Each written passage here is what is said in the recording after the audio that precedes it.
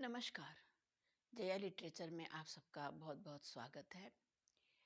और आज हम आपके सामने एक कलम के धनी और जो ग्राम्य जीवन का विशद वर्णन करने में, सम्यक वर्णन करने में सिद्धहस्त हैं, ऐसे उस महान लेखक मुंशी प्रेमचंद जी को हम भूल न जाएं, इसलिए आज मैं उन्हीं की एक कहानी लेकर आपके सामने प्रस्तुत हूँ।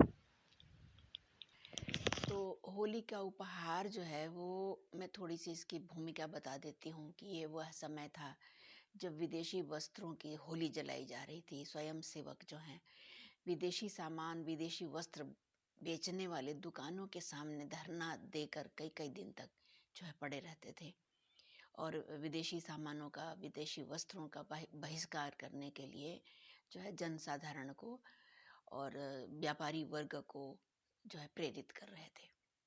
तो देखिए इस कहानी में क्या होता है, होली का उपहार क्या होता है ना। तो इसको आज हम पढ़ेंगे और मैं अपनी इस पुस्तक से जो है आपके सामने वाचन करूंगी, होली का उपहार। तो देखिए, मैकूलाल अमरकांत के घर शतरंज खेलने आए तो देखा वह कहीं बाहर जाने की तैयारी कर रहे हैं। मैकूलाल जो है अमरकांत के घर आए हैं शतरंज खेलने, तो अमरकांत जो है कहीं बाहर जाने की तैयारी कर रहे हैं। पूछा, कहीं बाहर की तैयारी कर रहे हो क्या भाई? फुर्सत हो तो आओ, आज दो चार बाजियां हो जाए, है ना। उन दिनों शतरंज का बहुत ही ज्यादा जो है प्रचलन था। अमरकांत ने संदूक में आईना कंघी रखते हुए कहा, नहीं भाई, आज तो बिल्कुल फुर्सत नहीं है। कल जरा ससुराल जा रहा हूँ, सामान अमान ठीक कर रहा हूँ। मैकू, तो आज ही से क्या तैयारी करने लगे? 4 कदम तो है, शायद पहली ही बार जा रहे हो। अमरकांत कहता है कि हाँ यार, अभी एक बार भी नहीं गया। मेरी इच्छा तो अभी जाने की न थी, पर ससुर जी आग्रह कर रहे हैं। मैकू कहता है कि तो कल शाम को उठना और चल देना, आध घंटे में पहुंच जाओगे। तो अमरकांत कहता है कि मेरे हृदय में तो अभी से जाने कैसी धड़कन हो रही है। अभी तो कल्पना में पत्नी मिलन का आनंद लेता था, अब वह कल्पना प्रत्यक्ष हुई जाती है।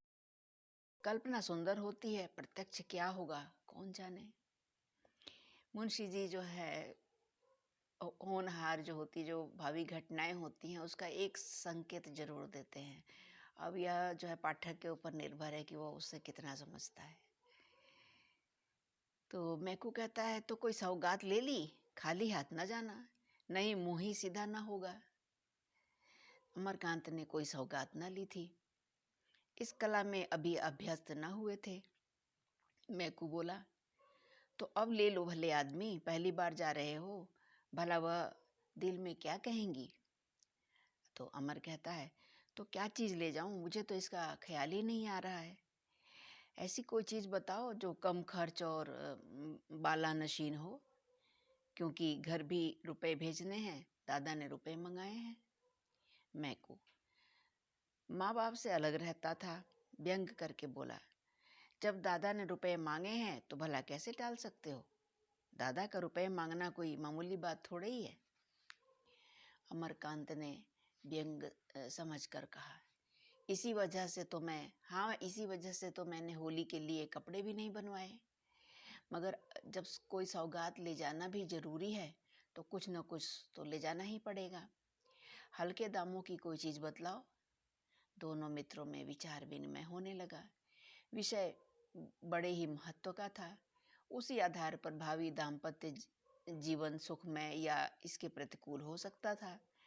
पहले दिन बिल्ली को मारना अगर जीवन का स्थायी प्रभाव डाल सकता है, तो यह पहला उपहार क्या कम महत्व का विषय है। देर तक बहस होती रही, पर कोई निश्चय न हो सका। उसी वक्त एक पारसी महिला एक नए फैशन की साड़ी पहने हुए मोटर पर निकल गई। मैकूलाल ने कहा, अगर ऐसी एक साड़ी ले लो तो वह जरूर खुश हो जाएं। कितना सूफियाना रंग है और वजह कितनी निराली। मेरी आंखों में तो जैसे बस गई। हाशिम की दुकान से ले लो, 25 रुपए में आ जाएगी।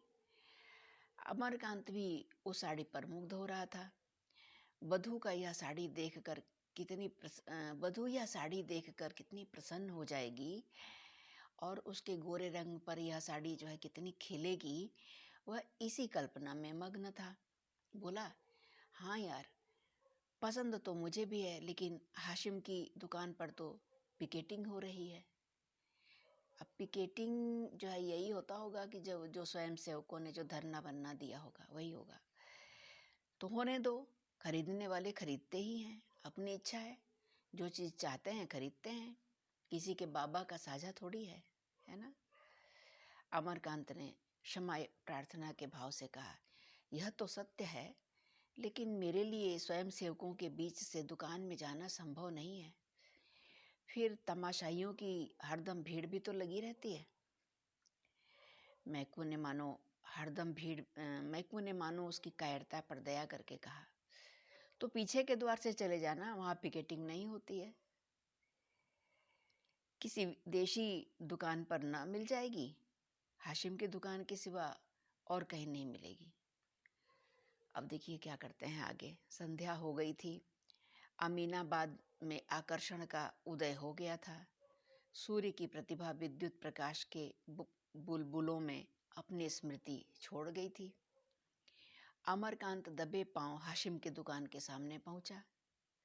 स्वयं सेवकों का धरना भी था और तमाशाइयों की भीड़ भी थी। उसने 2-4 बार अंदर जाने के लिए कलेजा मजबूत किया, पर फुटपाथ तक जाते जाते हिम्मत ने जवाब दे दिया।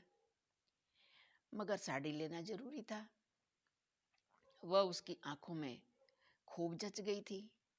वह उसके लिए पागल हो रहा था, है ना। तो अब आगे देखते हैं।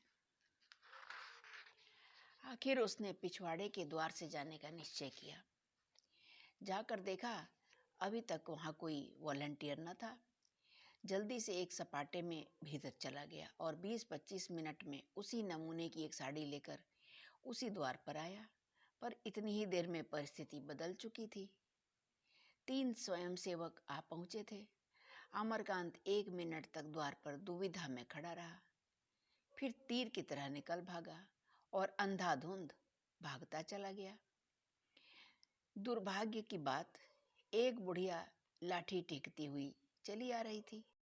अमरकांत उससे टकरा गया। बुढ़िया गिर पड़ी और लगी गालियां देने। आंखों में चर्बी छा गई है क्या? देखकर नहीं चलते?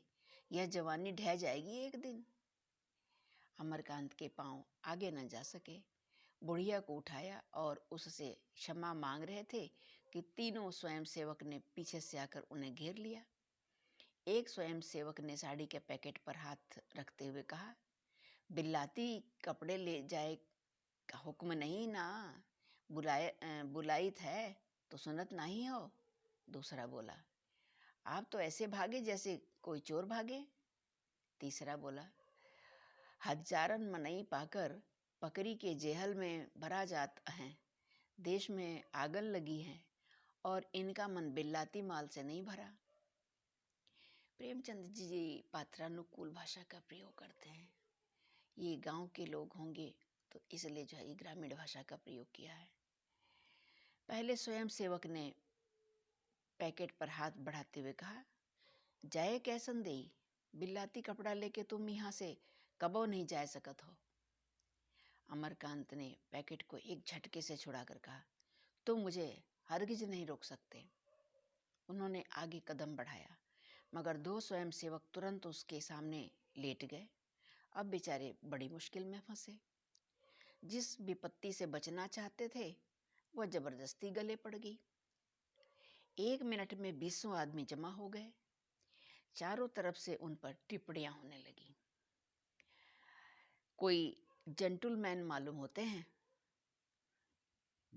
यह लोग अपने को शिक्षक कहते हैं। छी, इस दुकान पर से रोज 10-5 आदमी गिरफ्तार होते हैं, पर आपको इसकी क्या परवाह? कपड़ा छीन लो और कह दो जाकर पुलिस में रपट करे।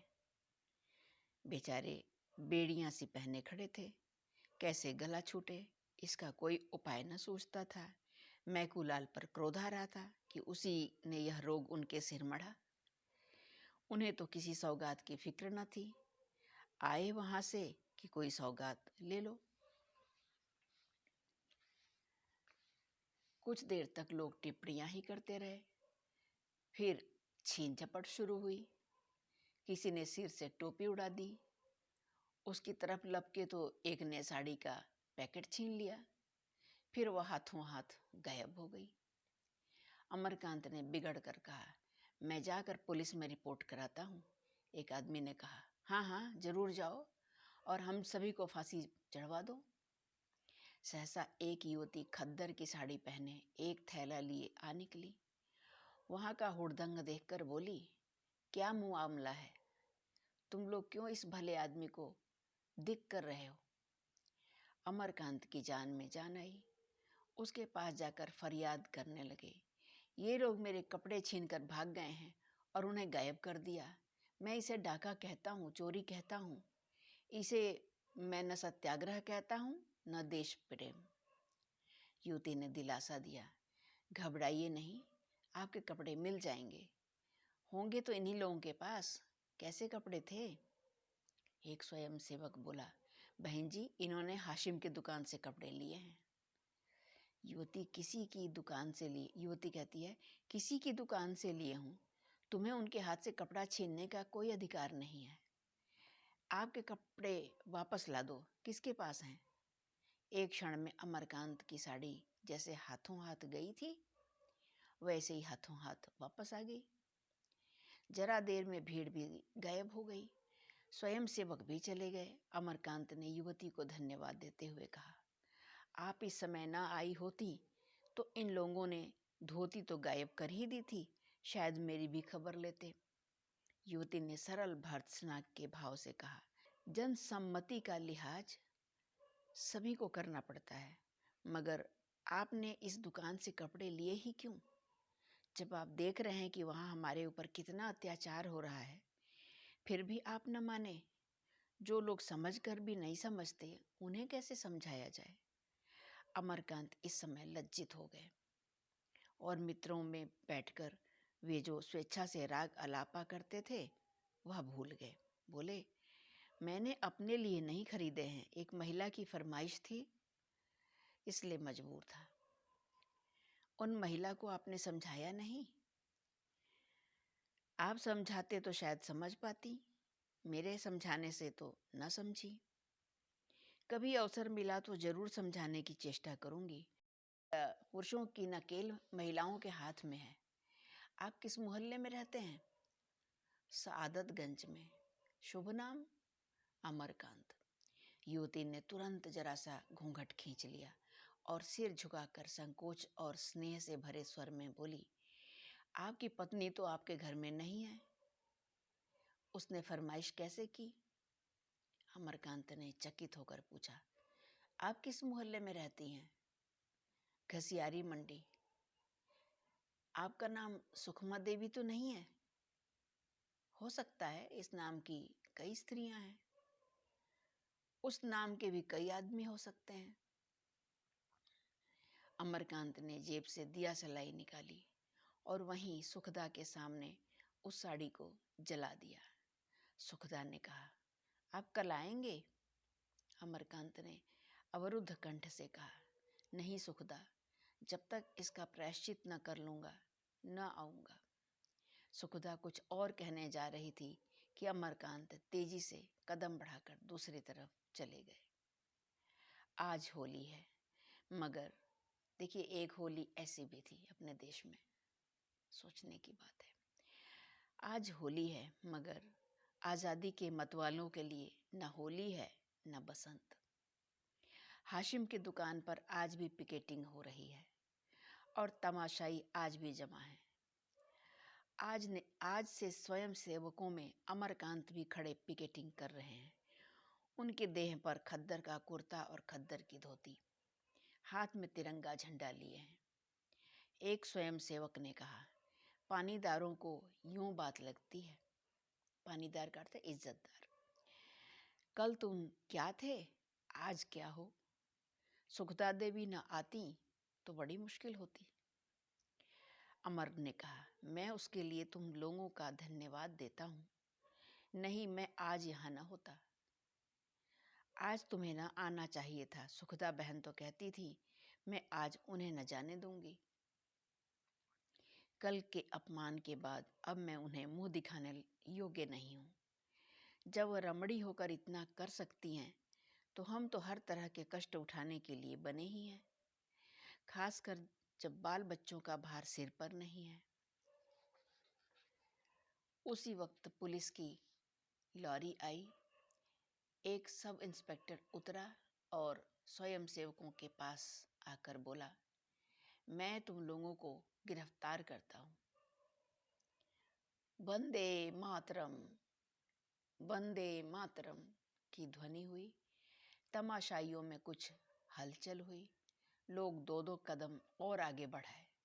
स्वयंसेवकों ने दर्शकों को प्रणाम किया और मुस्कुराते हुए लॉरी में जा बैठे। अमरकांत सबसे आगे थे। लॉरी चलना ही चाहती थी कि सुखदा किसी तरफ से दौड़ी हुई आ गई। उसके हाथ में एक पुष्पमाला थी। लॉरी का द्वार खुला था। उसने ऊपर चढ़कर वह अमरकांत के गले में डाल दी। आंखों से स्नेह और गर्व की दो बूंदें टपक पड़ी। लॉरी चली गई।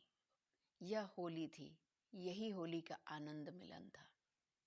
उसी वक्त सुखदा दुकान पर खड़ी होकर बोली, विलायती कपड़े खरीदना और पहनना देशद्रोह है। आज तो बहुत गर्व की बात मानी जाती है कि ये तो इम्पोर्टेड है। पता नहीं कहाँ हमारी देशभक्ति लुप्त हो गई है।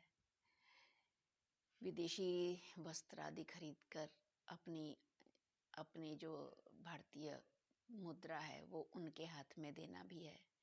दूसरा जो है, अपने यहाँ के बने हुए सामानों को न खरीदने से अपने यहाँ के जो मजदूर हैं, जो बुनकर हैं, जो वर्कर हैं, है ना, उनका भी तो सरासर नुकसान है। अच्छा है कि हम जो है वास्तव में स्वदेशी अपनाएं, अपने देश का ही भला, अपने देश का पैसा जो है अपने देश में ही रहे। तो यही इस कहानी का कथ्य था। आशा करती हूँ आपको जो है मेरा वाचन स्वर अच्छा लगा होगा। प्रेमचंद जी तो मूर्धन्य थे, हैं और रहेंगे। वीडियो समाप्त करती हूँ। आप अपना ख्याल रखिएगा, है ना।